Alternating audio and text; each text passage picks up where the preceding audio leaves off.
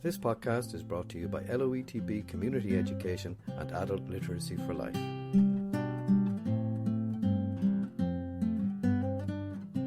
We've finished. I suppose we've finished this. This was the Chapel House, of course, and we got the lease of the Chapel House and a bit of ground at the back here from the parish. So we have this finished. This was indeed. We believe it was the Sarkison's house or the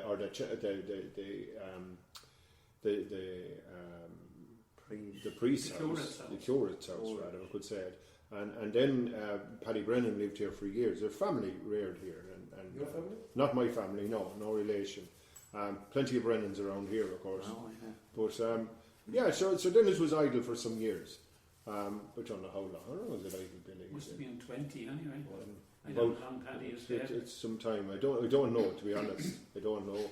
So we got at it and we went back to the walls and we tidied it up and insulated it and got the heating into it. And it's a lovely job. Yeah, so it's ideal for small groups and whatever. You know. Yeah, community centre. It is indeed. Yeah, yesterday, Saturday, a small group of women from the ICA were here. They were putting together a project, and it suits a small group, you know, because it once we have the fire lit for a little while, it warms up, and we can we have the Wi-Fi in here now, so if people wanted to do a bit of work or whatever, you know, yes, it's ready. It's ready now. It's ready. Yeah, and PJ and Billy here know a couple of years more than myself, and different lives and different careers, indeed, completely. And so what we wanted to do was have an anchor, have a place to go to, and somewhere that people can come together to do things. So in putting together this, getting this house ready and getting the shed built, it gives you a place to do things in. The shed above, we're waiting, hopefully by the end of this week we'll have tools in the shed. It has taken us some time to get everything ready and to get doors up and you know, to get it right. So we want people, not just men but women, young people, to take ownership of it and to use it as a place to do whatever you want to do as regards repairing machinery or creating arts and crafts or whatever it is. Possibilities are endless. Yeah, we got a grant here only recently from a Clore grant, and we're going to develop the area here between the house and the shed, and we're going to turn it into a bit of a garden area. From here back? Yes, out here by the roadside. So it's an up and down area, you know, and the ground is a little bit soft. So we have to deal with it that. Looks beautiful. PJ remembers the ponies coming here, don't you, PJ, for Mass? Well, I started coming to Mass here in the early 50s, I'd say.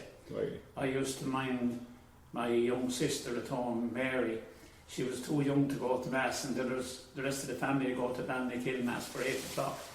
And they'd come straight home, like, to be home by 9 or 5 past. I'd jump up on the bike and come down here for 9:30 Mass, and I often heard Jim Fitz say, we often used to wonder who that curly-headed young lad used to come rushing into the chapel, maybe when Mass was half on, like.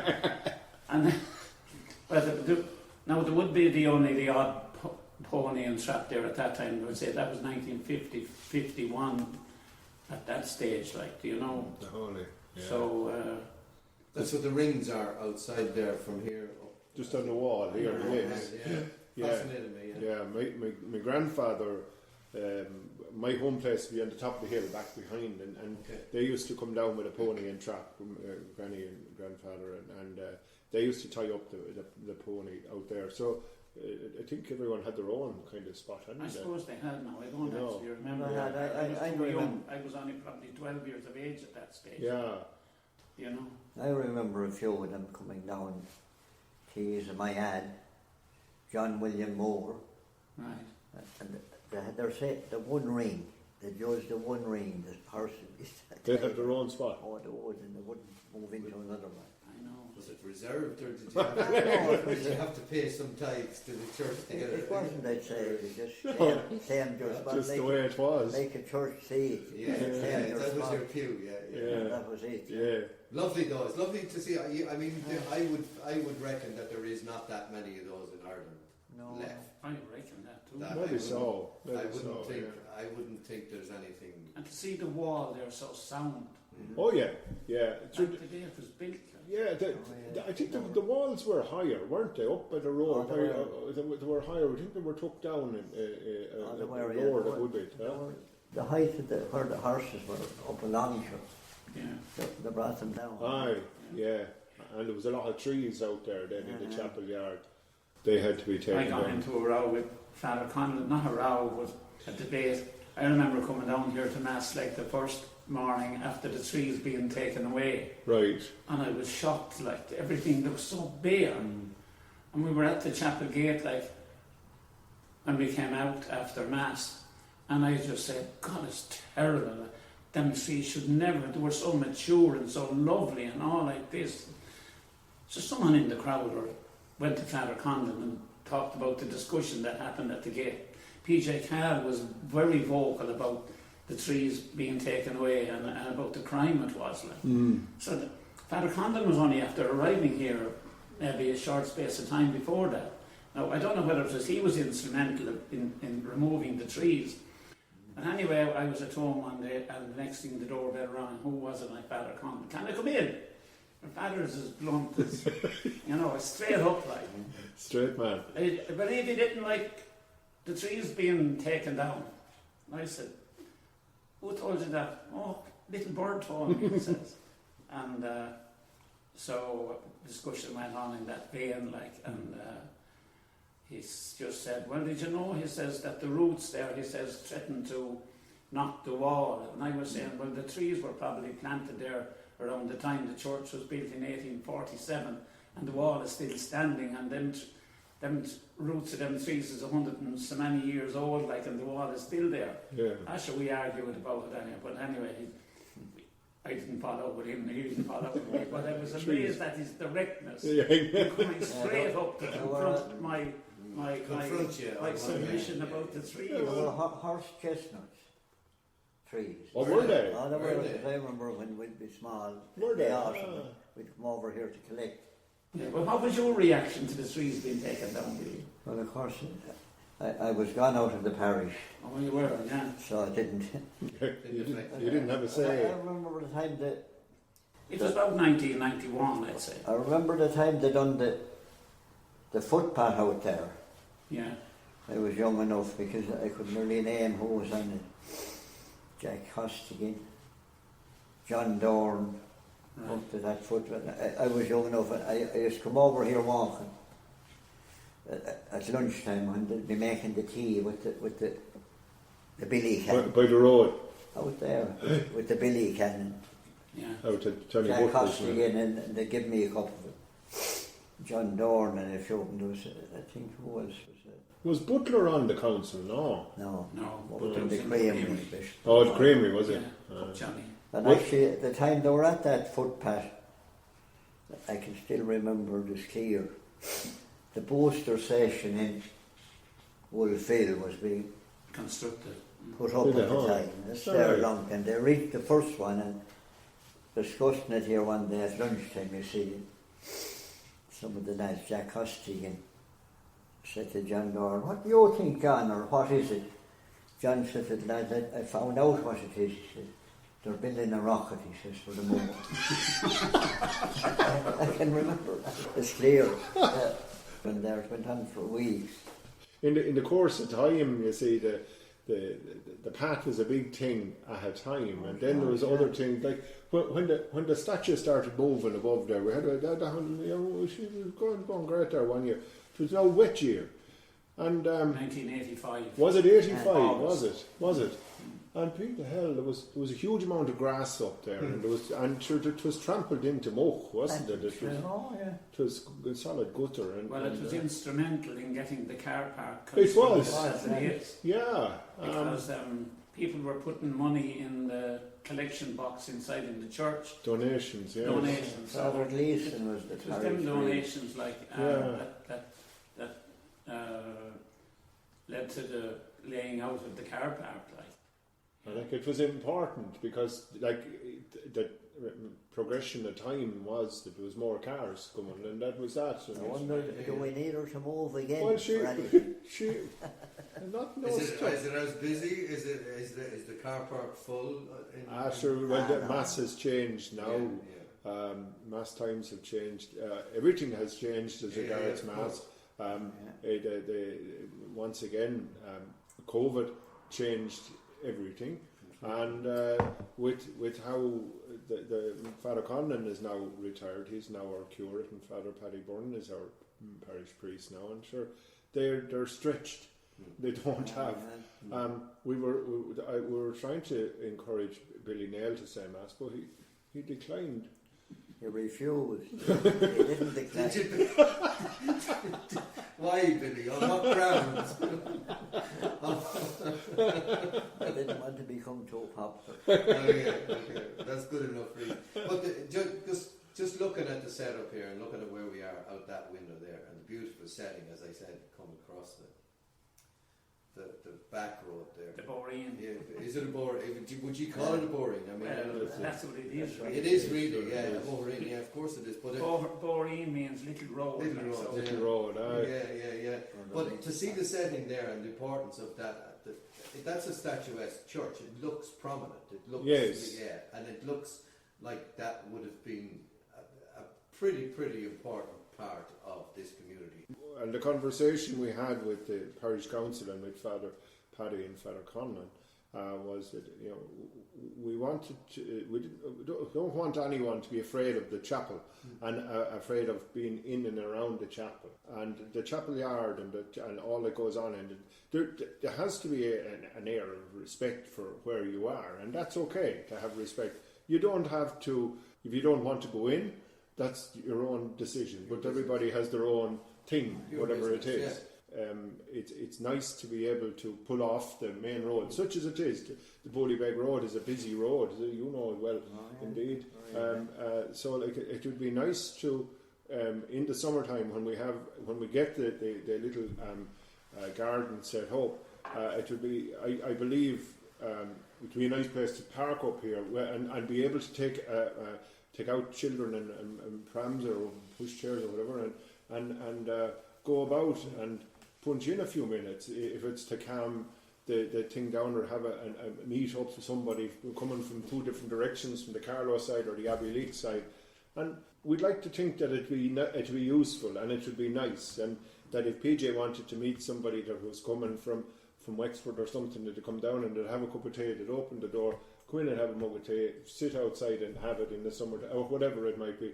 And that's what we'd like it to be, because time is precious enough, no matter what part of your life you're in, And it's lovely, to see the church still at the centre of the community, the centre of the men's shed. You know what I mean? The men's shed is adjacent to the church. Yeah. Now, it wouldn't be here without it, PJ.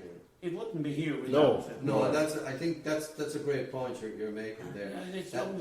It's no length ago in my time, I thought this thing called stress was nothing.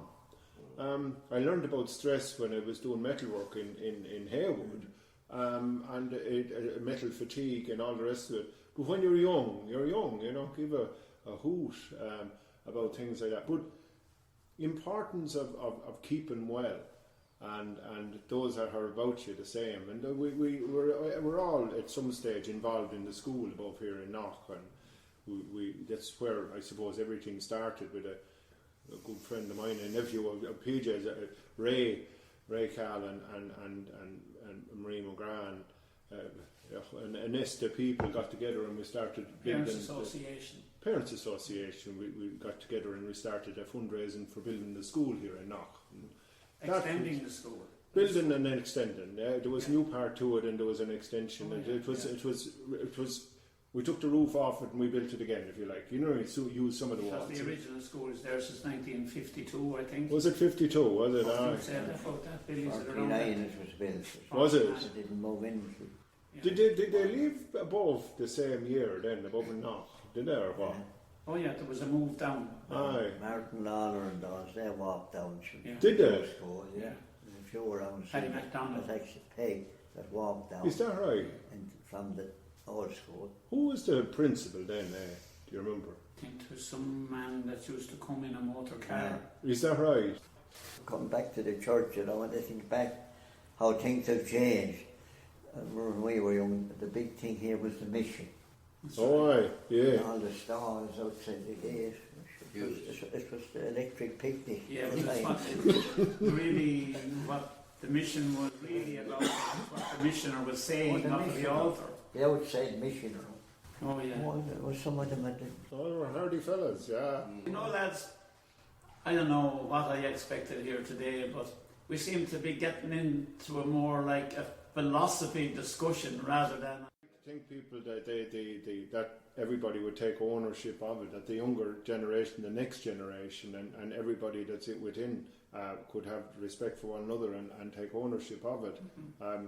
So up along Knock Road, you see, there was an awful lot of lads that didn't get around to getting married, you know. There was the Bachelor's Walk, indeed, I suppose. It was, sure, Johnny Butler didn't get married, and Pad didn't get married, and then Jimmy Dayton wasn't married at the time, you see, and then Jim Moran didn't get married, and John Brennan didn't get married, nor Pat didn't get married, and Pat Foyle didn't get married, and Johnny above and Knock didn't get married, and neither Johnny was married at the time. And Pat used to say that, you remember Tess Moran, I suppose you remember Tess Moran.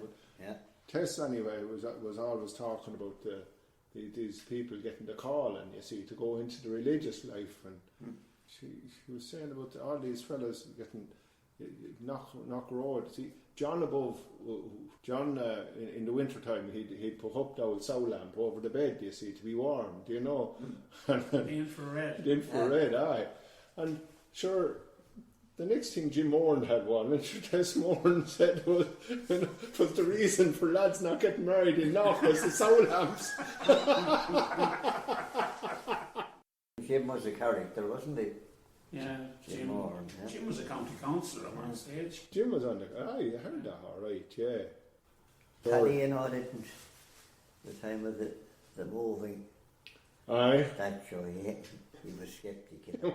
He didn't say it. Did the statue, like, I mean... Busloads of people. Hundreds of people. Hundreds. Oh, God. All along that road down there on a few Sundays, like, was lined with cars. The problem, Paddy was a circus, and of course it made work for him because the place was loud up and everything.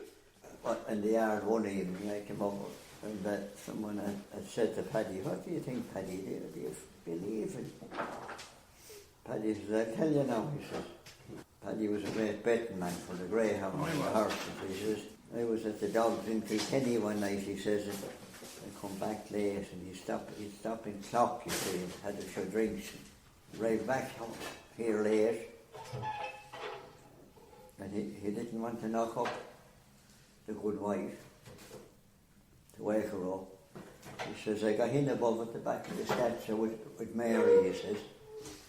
And that night, he says, neither me or her, sir,